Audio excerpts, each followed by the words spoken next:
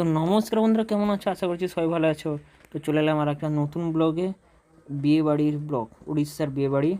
তো এবার বিয়ে বাড়ি যাওয়ার উদ্দেশ্যে আমরা বেরিয়ে পড়েছি, শুধু গাড়ি আসার অপেক্ষা। তো তোমাদেরকে উড়িষ্যা বিয়ে বাড়ি কীরকম হয় দেখাবো।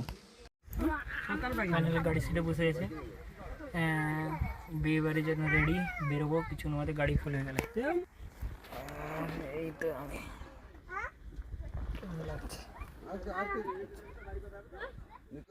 এখানকার ওয়েদার না খুবই সুন্দর, গরম বলে মনে হয় না, চারিদিকে সমুদ্র, তো খুব ঠান্ডা হাওয়া হয় এখানে।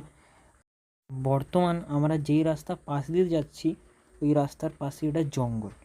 এখানে হরিণ এবং বন শুয়োর সব কিছু থাকে, কিন্তু বাঘ থাকে না। এটা সমুদ্রের সাথে যুক্ত আছে বলে এখানে সমুদ্র পাড়ে প্রচুর কুমির থাকে। জঙ্গলটা কত বড় তা বলার বাইরে। আর এখানে পুরো নেট দিয়ে ঘেরা থাকে, যাতে বন্যপশুরা এদিকে আসতে না পারে। বিয়েরা করছি আপনারা তো অনেক বিয়ে ঘরও দেখেছ, মানে অনেক বিয়ে বাড়ি দেখছেন। মানে কি বলবো,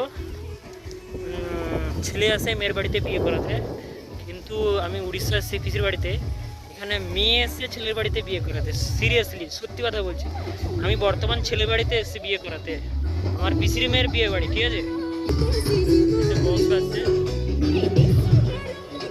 বিয়ে বাড়ি আমি এসে পিসির বাড়িতে।